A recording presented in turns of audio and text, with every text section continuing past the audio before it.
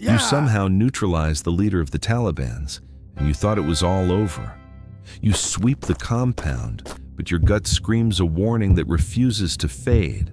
As you and your comrades try to flee from the site, you see a tiny dust plume far off on a distant ridge, an RPG that hits the soul of the plane. And in an instant, you are the only one who survived, only to realize that this mission to kill the Taliban leader has just become a fight for your own life. The first rounds impact the rock next to you, forcing you to dive for cover behind a massive formation. The air instantly alive with snapping bullets. An RPG then screams in, exploding a mere 15 feet away, showering you with a stinging spray of rock shrapnel as heavy machine gun fire opens up from multiple elevated positions. Muzzle flashes pepper the ridges across the pass, confirming the ambush is real, and the main escape route you plan to use is now under direct, inescapable fire. You are pinned down, exchanging sporadic fire with targets barely visible among the rocks, as rounds continually chip at your already compromised cover. Two armed combatants emerge from behind a large boulder, 75 meters to your left, closing the pincer, forcing your hand with their aggressive maneuver.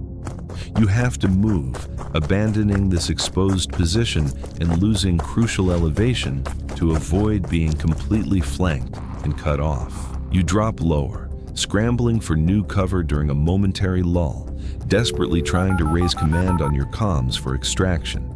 The radio yields only harsh static and a high-pitched whine that drowns out everything else, a confirmed communications jamming. Your comms device screen flashes no signal despite multiple attempts to re-establish contact, and it hits you. You are completely cut off, alone in this fight with no air support or fire mission possible.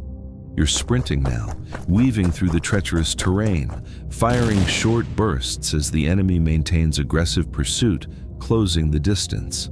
A round grazes your left shoulder, and you feel the warm, wet stain spreading on your uniform as your weapon briefly jams mid-burst, requiring an immediate, desperate malfunction drill. The only way forward is down into a narrow, exposed gulch, further limiting your tactical options and shrinking your chances. You are tucked into a shallow rock crevice, but its barely cover is heavy. Concentrated fire hammers the rocks around you, attempting to flush you out. A grenade detonates just outside your position, blasting a spray of rock fragments and dirt into your face, leaving your ears ringing and your head throbbing from the impact. With ammunition dwindling rapidly and no other options for escape from this exposed gulch, a desperate vertical ascent up the sheer rock face becomes your only remaining chance. You begin the perilous climb, hands scrabbling for purchase on the sheer rock face, every desperate movement exposing you to the enemy below. Rounds chip rock inches from your climbing hands, forcing you to press harder, but then a spare magazine dislodges, tumbling uselessly into the gulch below.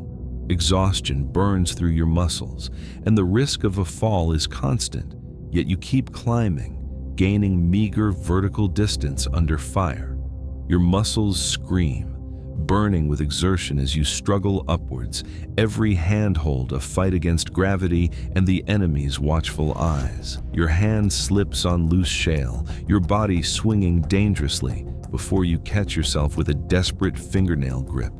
You finally reach a small, precarious ledge, but it offers only temporary rest, no clear escape route, and they are still actively hunting you, closing in from below.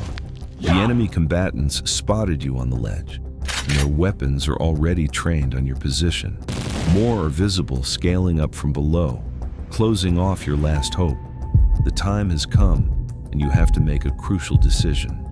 Would you choose to fight and die with pride, or continue the never-ending escape game?